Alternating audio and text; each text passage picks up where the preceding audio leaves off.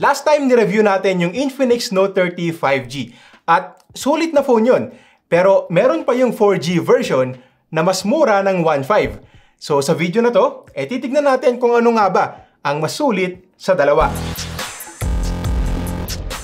Mabilis ang unboxing bago mag-start. Meron ding Mobile Legends na sleeves yung box. Damay din kasi to sa collaboration ng ML at Infinix. Tapos sa loob niyan, kumpleto rin tulad sa 5G version. Bukod sa phone, meron tayo dyang Mobile Legends case, SIM eject tool, free tempered glass, very nice, Type-C cable at 45 watt na fast charger. Okay, so alam nyo naman na dito sa Hardware Voyage, lagi tayo nagre-research ng mga products na swak sa ating mga Pinoy. At kwentuhan ko lang kayo saglit tungkol dito sa Shari-Shari, isang platform na gawa ng Pinoy para sa mga Pinoy. Aminin natin na mahilig talaga tayo sa mga gadgets, tech at brands.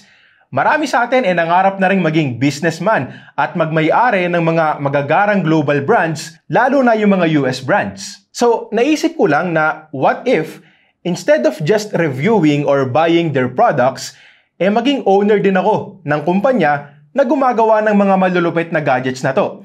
Mas maangas, di ba? At dyan na nga papasok ang Shari-Shari, the first Filipino platform that provides access to the US market. Ibig sabihin, pwede na akong bumili ng stocks sa mga pinakamalalaking company sa mundo, tulad na lang ng mga tech companies na gumagawa ng phones, laptops, cars, softwares at iba pa. So nag-sign up ako sa website nila. Actually, may app na rin sila. Dumaan ako ng identity verification, then funded my account using a local bank. Take note, hindi US dollar account at peso account yung gamit ko. Hindi rin nakakalito yung interface kahit sa mga baguhan na tulad ko. At dahil nga made by Filipinos for Filipinos, kung sakaling may tanong ka, pwedeng-pwede mong i-message yung support team nila sa platform. Pwedeng English, Tagalog, at kahit Bisaya pa. Pinoy na Pinoy. Kaya kung interesado ka sa US stock market, bisitahin mo na yung website nila. Okay, so kalaruin ko lang muna yung presyo. 7,999 pesos yung 8128 variant nitong Note 30 4G. Samantalang 8,499 naman yung 8256. Mamaya sa bandang dulo pag-uusapan pa natin yung mga promo at discounts. Pero bago yun, tignan na muna natin yung internals or yung performance na kayang ibigay sa atin ng Infinix for less than 8K. Unang-una, gamit natin dito yung power-efficient chip 6nm MediaTek Helio G99. At sabihin ko lang na madalas nating makikita tong chipset na to sa mga phones na nasa 10,000 pesos ang presyo. Actually, 10K pataas kasi yung Vivo V27e na may parehong chipset ay nasa 17,000 pesos. So for the price of 7,999, sobrang hirap o baka nga hindi na tayo makahanap ng mas malakas pa. Ang totoo niyan kung performance lang din naman ang pag-uusapan, almost same lang din talaga to dun sa Dimensity 6080 na gamit sa Note 30 5G. Dahil nga same lang naman sila ng CPU and GPU at mas mataas lang ng konti yung clock speed ng Dimensity 6080. And for some reason, mas mataas pa nga ng bahagya yung Antutu benchmark score na nakuha ko dito. Siguro dahil mas optimized na rin pero in real life usage, hindi na rin naman mapapansin yung difference na yan. So kung FB lang naman, TikTok at mga everyday apps natin na hindi naman ganun ka-demanding, walang magiging problema dito. Tapos kung sa gaming naman, nagtest ulit ako ng 3. Good news dahil sa Ultra Graphics, meron din tayong super refresh rate dito sa Mobile Legends. So posibleng makakuha tayo ng 90 FPS kung sakaling kakayanin. Again, wala tayong FPS counter sa UI ng Infinix, so hindi ko masasabi yung eksaktong FPS. So kung ibabase na lang sa experience ko dito at sa ilang laro na ginawa ko, wala akong napansing matinding lags. At kung meron mang frame drops kapag may clash, hindi rin noticeable sa akin dahil maayos akong nakapaglaro the entire time.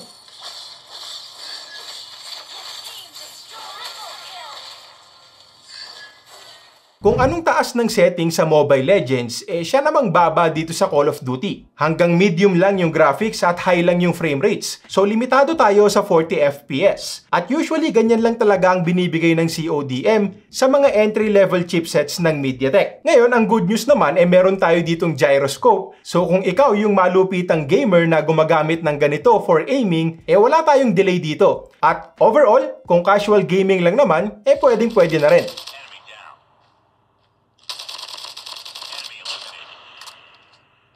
Mabigat pero sinubukan ko na rin ang Genshin Impact. Lowest settings lang ang nakaset by default. Hinayaan ko na lang yan dyan tapos sinet ko na lang yung frame rates sa 60 FPS mode. May mga sumusulpot-sulpot na lags, yes. Actually, ine-expect ko na rin talaga yan dahil nga mabigat. Pero at the same time, na-impress pa rin ako dahil nga for less than 8K, malalaro na natin to ng maayos dahil kung tutuusin, tolerable naman yung occasional stutters.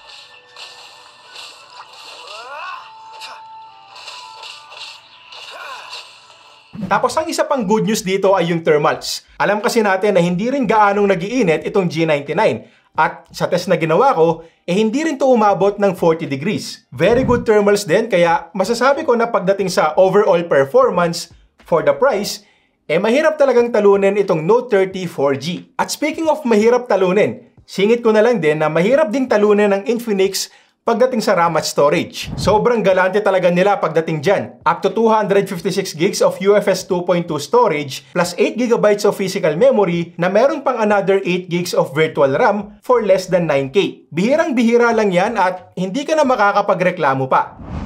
Now, isa pa sa mga highlights ng Note 30 series ang battery and charging. Dito sa 4G, meron tayong 5,000 mAh battery at 45W fast charging. Tapos tulad lang din sa 5G version, meron din tong bypass mode. Pasensya na kung paulit-ulit pero sa ganitong price, eto lang din ang nag-o-offer niyan. Pwede niyong panoorin yung review ko sa Note 30 5G para sa mas detailed na explanation dyan sa bypass charging. So basically, para talaga to sa mga gamers na matagal o magdamagan kung maglaro dahil kapag naka-enable yan, i-skip niya yung battery at re-rekta na yung power sa other components. Ibig sabihin, hindi masisira yung battery mo kahit maglaro ka ng nakasaksak. Napakagandang feature para sa mga gamers. Tapos yung 45W charging naman, napakabilis na rin for an entry-level phone dahil usually 18 to 33 watts lang ang makukuha natin dito. So yes, wala pang isang oras yung charging time, 48 minutes lang ang inabot from 0 to 100%.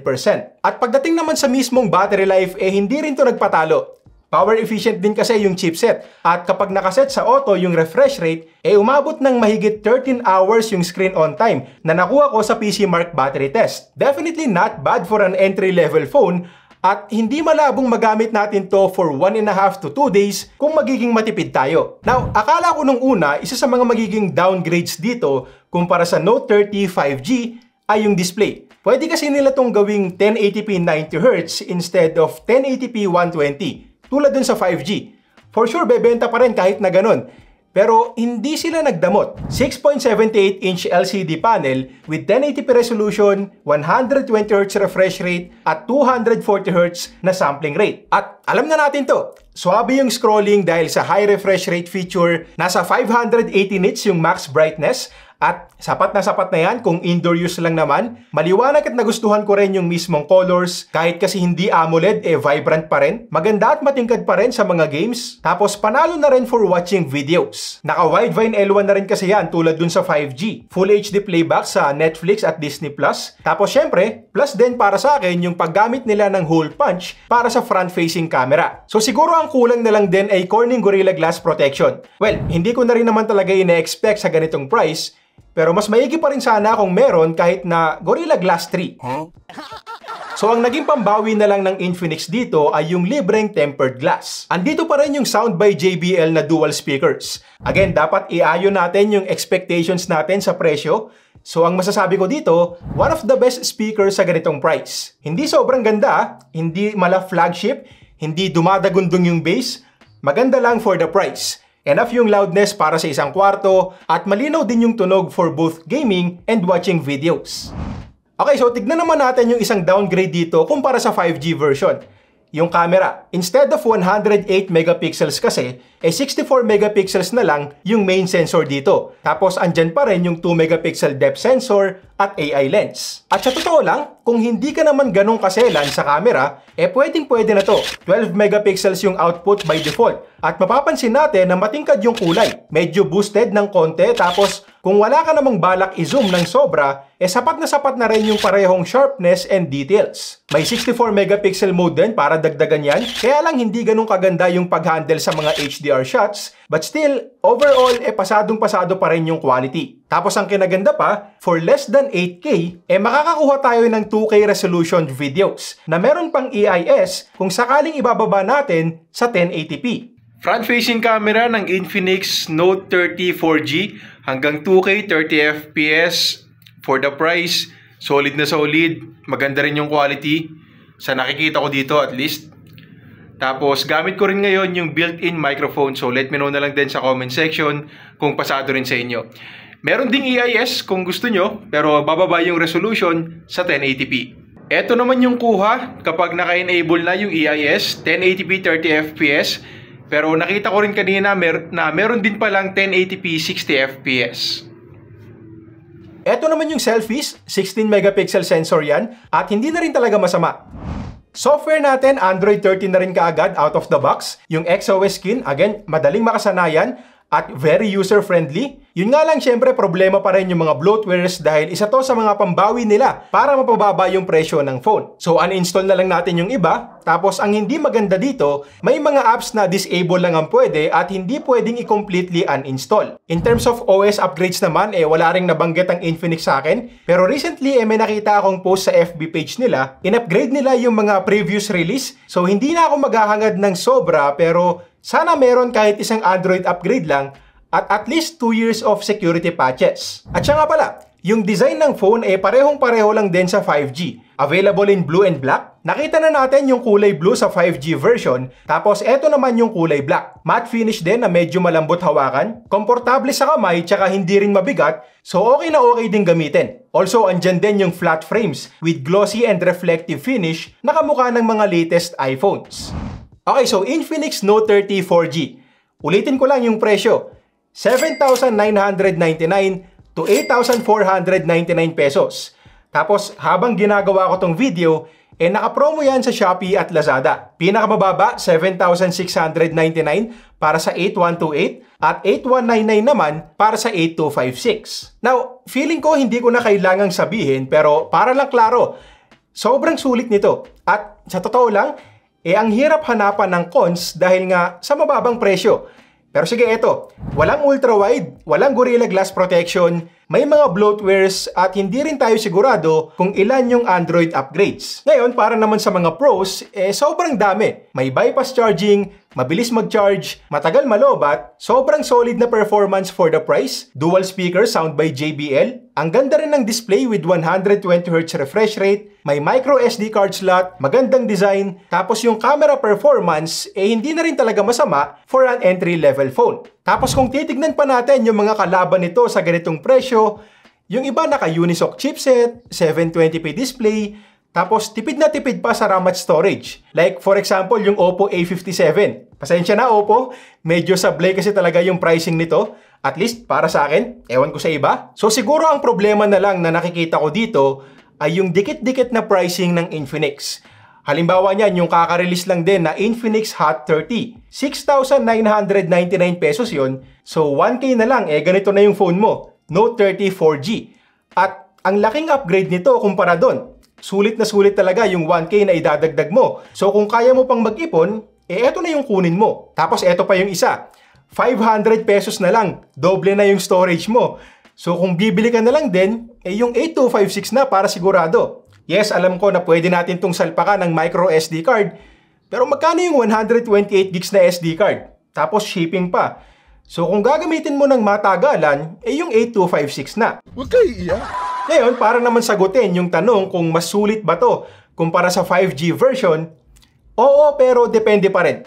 Ang lamang kasi nung Note 30 5G, syempre una yung 5G, tapos yung 108 megapixels na camera. Sulit naman yung 1.5 na dagdag para sa mga upgrades na yon. Pero kung ikaw yung tao na hindi naman ganun kaselan sa camera, pwedeng-pwede na sa'yo itong 64 megapixel cam ng 4G version. Tapos dapat itanong mo rin sa sarili mo kung gaano ka-importante sa'yo yung 5G. Ako kasi hindi naman ako naglalaro o nag-YouTube sa labas. Kailangan ko lang ng internet outdoors kapag magbubook ng Grab, magchat-chat, Google Maps, magse-search ng pwedeng puntahan, mga ganon, at pwede na yung 4G connection para sa mga yon. So yun, sana nakatulong sa inyo to, subscribe kung nakatulong, at sana tulungan nyo rin kaming maka 300k subs this year. Maraming salamat at next time ulit.